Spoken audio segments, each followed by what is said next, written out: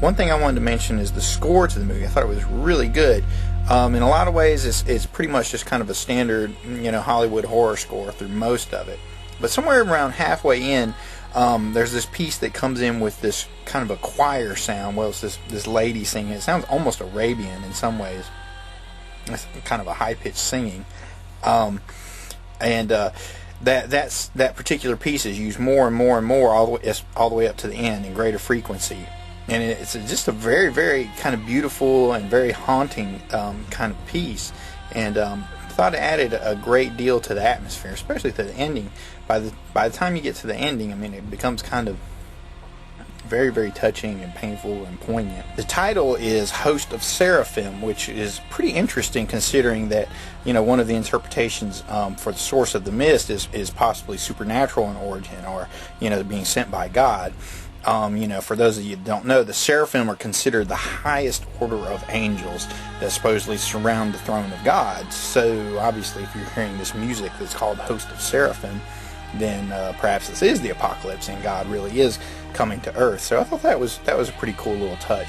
And musing, works in a haunting way and really helps, build the atmosphere through that layer. The Mist opens in a really cool way because Thomas Jane's character is supposed to be a painter, and he supposedly paints posters for movies, for Hollywood and whatnot. And he's actually working on one at the beginning of the film, and it's a poster for The Dark Tower, which is another Stephen King story. And it's actually, it looks like a reproduction of Jay Lee's artwork for a cover for the Dark Tower comic book series. That you can get that from Marvel Comics. It's a pretty cool series. Check it out. And also in the background, you can see some other covers that he's supposedly done, like the classic painting for The Thing, John Carpenter's The Thing, and also there's one for Guillermo del Toro's Pan's Labyrinth, and we also see some Frank Darabont movies, The Shawshank Redemption, and I believe The Green Mile. So that's pretty cool. But the really cool thing about the fact that he's working on the Dark Tower painting is because the story of the Dark Tower involves the last gunslinger, Roland, who is basically Stephen King's version of kind of a everyman superhero. Michael Moorcock, his version of those characters were called the Eternal Champion, which was basically like this one superhero, this super warrior that existed in every level of reality. And he just had different faces and different names, but he always existed to fight evil.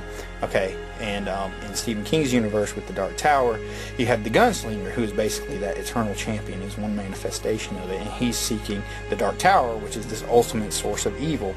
The Dark Tower is shown in some of his books to have links into all different Stephen King stories, all the way to The Stand with, the main bad guy in The Stand, Flag, I believe is his name. But anyway, so what's cool about that is he's working on that painting, and there's a bit of reflexivity at play here, in that Thomas Jane is actually becomes a manifestation of the Gunslinger, Roland the Gunslinger, in this movie, in The Mist, while the Dark Tower is represented by the Mist itself, this evil. So later on in the film, they talk about alternate dimensions and different planes of reality and whatnot, and here we see it at play right from the beginning. It's cluing people that are actually, obviously you have to have some kind of Stephen King knowledge. If I hadn't read the stories, I would not know that. So, but that's a cool layer, that's a cool little level that is probably not in the book version, but it is in this movie version, which makes it a very, very cool moment. There are some problems in the movie, okay? One thing is that there's basically a false climax, okay?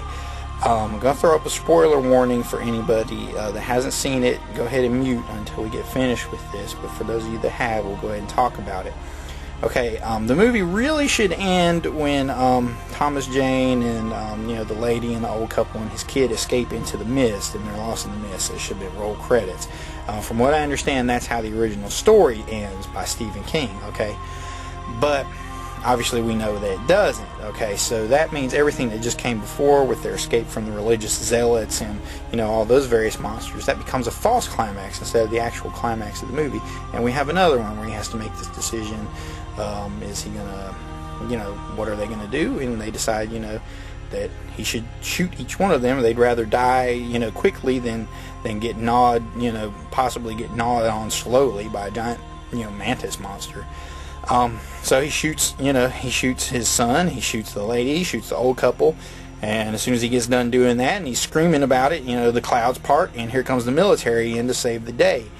You know, so it basically makes that moment a false climax. I don't necessarily dislike it or think that it's a huge problem. It's a problem and kind of from a script writing point of view, but in one way it also just makes the movie just horribly nihilistic. I mean, it's so bleak and so dreadful because of that ending. I mean, it is not a Hollywood ending. I'm surprised that they actually went through with that and let that go through. So for anybody that, you know, doesn't like Hollywood happy endings, you know, this is definitely not one of them. Now, my biggest problem with the movie, aside from the bad CGI, is that they do try to explain the mist at one point. They corner the military guys that are trapped in the grocery store with them, and they say, you tell us about Project Arrowhead, we know you guys were up there working on it, you know, this is all your fault. And, you know, the military guy says, oh, well, the scientists, it's their fault, they were talking about doorways to other dimensions. And so everybody goes, oh, well, if they opened a doorway, you know, it must be a gateway, and these monsters came through, and the mist came through, and this is all your fault.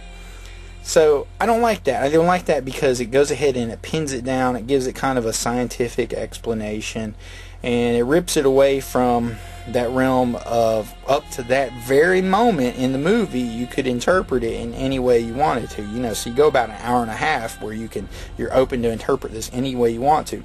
It possibly could be the apocalypse. It possibly could be the end times. It possibly could be God, you know, raining down fire and brimstone on all the sinners, you know, and it also could possibly just be aliens from another dimension. It could possibly be a scientific experiment, military experiment gone wrong. But when they nail that down, they say, okay, it was the scientists' fault. They opened this gateway. These monsters came through from this other alternate reality. That nails it down, kills all interpretation, and because of that, you know, the movie loses some points, you know, on the Streebo scale anyway. For those of you that enjoyed the film, or possibly if you want to find out more about it, I did find a fan-created website that's really cool. It's called carcreate.com/The Mist. You can see the graphic right there. Go check it out. It's got links to interviews, videos, music, the audio program of the original story by Stephen King, which is pretty cool. You can check out the trailers there, all kinds of cool stuff, lots of photos. It's a very neat site that some guy put together, and you know, I was glad that I was able to find it from one of his posts on IMDb. So hopefully those of you that dug the movie will go check that out and you'll enjoy that too.